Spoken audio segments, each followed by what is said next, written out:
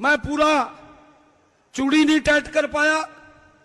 8 तारीख के बाद ऐसी चूड़ी टाइट कर दूंगा। भाई देख लो, समझ लो और सावधान हो जो। ये मैं नहीं कह रहा, हरियाणा के मुख्यमंत्री नायब सैनी के शब्द मैं आपको बता रहा हूं। उन्होंने एक सभा में कहा है, अधिकारियों को या कर्मचारियों को चेतावनी देते हुए कहा है कि सावधान हो जो, मैं इलेक्शन मोड में चल रहा हूं। 8 तारीख के बाद मैं पेंच टाइट कर दूंगा, चूड़ियां टाइट कर दूंगा और उसके बाद चंगाड़ा मारोगे।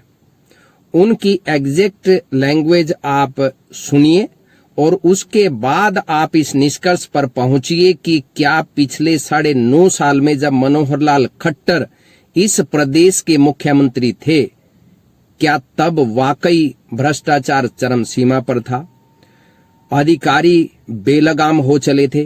क्योंकि मुख्यमंत्री की जो जुबान कह रही है वो ये कह रही है कि पहले जो मुख्यमंत्री थे उनके शासनकाल में अधिकारी बेलगाम थे, वो काम नहीं करते थे, वो निकम्मे थे। इसलिए वो कह रहे हैं कि सावधान हो जाइए, संभल जाइए। और मेरे को इतना टाइम नहीं मिला है कि मैं तुम्हारी चूड़ियां टाइट कर पाता। 8 तारीख को मैं थारी चूड़ियां टाइट कर दूंगा, उसके बाद तुम चंगाड़ा मारते फिरोगे।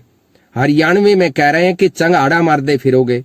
अब सवाल ये खड़ा होता है कि 9.5 साल जब मुख्यमंत्री मनोहर लाल खट्टर थे और ये उस पिछले कार्यकाल में 2014 के बाद ये भी राज्य मंत्री थे, क्या उस व्यवस्था का हिस्सा होते हुए ये अधिकारियों को बेलगाम होते हुए देख रहे थे? उसके बाद जब ये सांसद बने, बीजेपी के तो सांसद होंगे, बीजेपी पार्टी में अगर बेलगाम अधिकारी हो रहे थे तब उन्होंने आवाज क्यों नहीं उठाई? या इनकी आवाज को दबा दिया गया था, या ये समझते थे कि डांट डपट करके चुप कराने का काम करेगी? अब चुनाव मोड में है, जनता तुम्हारी बात तो सैनी साहब सुन लेगी, लेकिन उनको ये पता है कि 10 साल में जिस प्रकार अधिकारियों ने बेलगाम तरीके से मुख्यमंत्री की रहनुमाई में जनता को परेशान करने का काम किया और एक छत्र तरीके से सबको एक ही लाइन में हाँकने का काम किया, उसका निर्णय देने का समय अब जनता का आ गया है। मामला जनता की अदालत में है। इस अदालत में जनता जज के तौर पर अपना निर्णय देगी और जो भी निर्णय देगी, हमेशा जनता का निर्णय सर्वोच्च होता है, सर्वोपरि होता है। सैनी साहब, बहुत कम समय रहा है, एंजॉय कीजिए।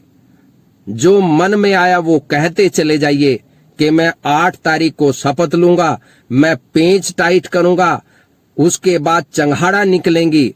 8 तारीख के बाद किसकी चंगाड़ा निकलेंगी, ये फैसला हरियाणा प्रदेश की जनता को करने दीजिए। बहुत बहुत धन्यवाद। नमस्कार, जय हिंद, जय हरियाणा।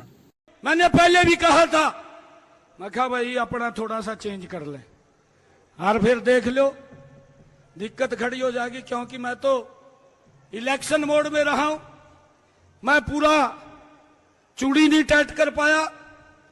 8 तारीख के बाद ऐसी चूड़ी टाइट कर दूंगा, कहीं लोगों की चंगाड़ा निकल आएंगे। भाइयों, मजबूती से आप लोग लगे रहिए।